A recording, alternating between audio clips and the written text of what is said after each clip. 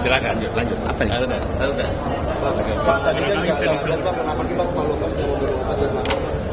Begini, itu memang karena kondisinya itu sudah drop. Jadi hari Sabtu memang dia sakit.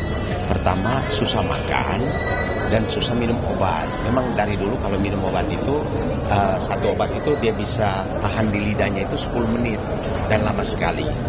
Sehingga hari kemarin hari Minggu jam 2 saya dikontak jaksa KPK. Intinya Pak Petrus yang bisa bicara dengan Pak Lukas untuk dibawa ke rumah sakit. Sehingga kemarin jam 3 kita berkoordinasi dengan KPK karena libur jadi cukup panjang izin-izinnya. Sehingga jam 9 malam baru tiba di rumah sakit, langsung masuk ke gawat darurat, diinfus di segala macam tindakan-tindakan.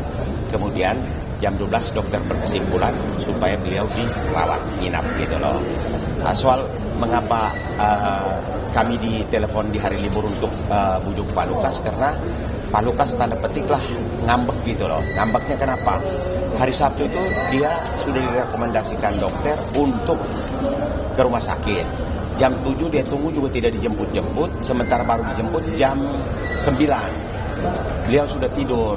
Nah, minggunya diajak untuk ke rumah sakit, tapi beliau bilang nggak usah, sementara kondisinya sudah drop. Dropnya terbukti dari mana? Maaf nih, buangan besar kecil di tempat tidur, dan yang membantu pengurusan itulah sesama tahanan. Sehingga kemarin tahanan ada 5-6 orang menjelaskan kepada saya bahwa Pak Lukas ini maaf ya sudah parah sekali. Kita tidak mendahului tapi sudah parah sekali, sehingga saya dengan adiknya berbicara dengan Pak Lukas, Papa harus dirawat. Memang awalnya dia keberatan, tetapi setelah beliau setuju, untuk izin keluarnya kan izinnya panjang. Persetujuan jaksa, persetujuan karutan, rekomendasi dokter. 3 hal itu yang dikerjakan cukup lama, sehingga jam 9 baru tiba di rumah sakit. Dan tadi setelah saya ketemu beliau, kalau kita bicara sekali lagi responnya sangat lambat. Jadi baik tatapan matanya, padahal saya sudah sering ketemu dia, tapi setelah saya cubit-cubit, colek-colek, baru dia sadar. Jadi responnya yang agak susah sekarang ini. Sekarang lagi dipasang alat-alat, mudah-mudahan sudah bisa ada perubahan. Karena mengapa dipasang alat-alat itu, saya tanya, katanya infus makanan atau apa gitu loh. Nah, itu dan cairan. Karena tadi saya ketemu beliau jam 8:30, responnya memang susah. Kita nggak tahu terakhirnya seperti apa. Dan dokter kan belum visit ya tadi pagi. Hanya tadi malam aja tim dokter IGD menyarankan supaya Pak Lukas dirawat inap. Pak, tadi kan jaksa penuntut umum sempat meminta kalau depannya kondisi kasus seperti ini pemeriksaan saksi secara online. Apakah itu dengan tadi dan bagaimana?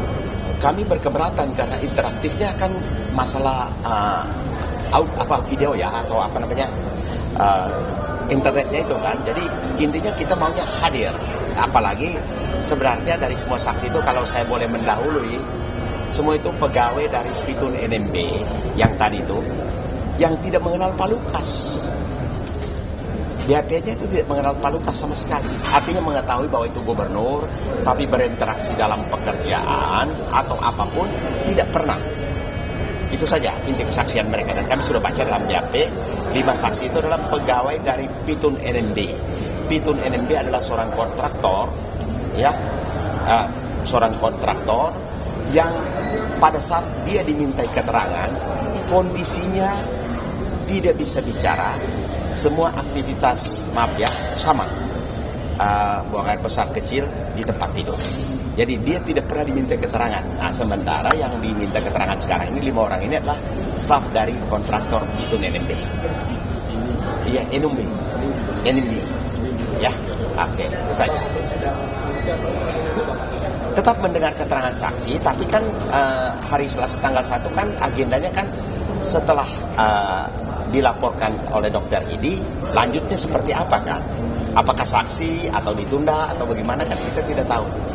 Ya, Saksi kita cuma tanya mengenai saksi, mengenai swab dan gratifikasi. Itu aja, bukan masalah itu, bukan mengenai macam-macam. Jadi kalau misalkan mereka nggak pernah memberikan uang untuk swab dan gratifikasi, selesai. Itu aja. ya, Halo? ya begitu. Dan ini semua dari Papua, betul. Ya. Ini Bang, lagi. Iya, Iya, masih doorstop ya. Itu langsung dia Oke, siap. sampai kondisinya saat itu kenapa? Saya tidak tahu kenapa dia tidak makan, tapi yang jelas begini, ini soal makanan ya. Mengapa Pak Lukas tidak bisa makan 2 hari terakhir? Pertama soal menu makanan. Menu makanan yang disiapkan di rutan adalah menu untuk orang sehat. Contoh, disiapkan nasi, ikan, lauk pauk, dan seterusnya. Sementara Pak Lukas dalam kondisi begini kan menunya harus lain, misalnya bubur kah atau apa. Jadi ini yang membuat menu yang disiapkan tidak disentuh oleh Pak Lukas karena menu yang disiapkan untuk orang sehat. Itu menurut informasi dari sesama tahanan. Jadi menu yang dimakan oleh tahanan adalah sama dengan menu yang dimakan Pak Lukas. Sementara Pak Lukas kan kondisinya sakit. Itu perbedaannya di situ. Ya, jadi mengapa Pak Lukas tidak makan? Kemarin saya tanya waktu kalau kita berkunjung ke KPK itu kan ruang kunjungan tersendiri, lalu ada blok yang tahanan bisa ngantar. Waktu mereka ngantar ke ruang kunjungan, saya tanya, Bapak kenapa Bapak tidak makan? Lalu ada satu tahanan mengatakan, makanan yang kami makan kan tidak cocok dengan Pak Lukas, dengan kondisi sakit. Itu masalahnya di situ. Jadi misalnya yang disiapkan nasi, alangkah baiknya mungkin bubur atau apa gitu loh. Itu bedanya di situ, sehingga yang dimakan orang sehat dan itu. Sementara Pak Lukas tidak bisa makan. Itu menurut informasi dari sesama tahanan. Yang pasti kemarin 7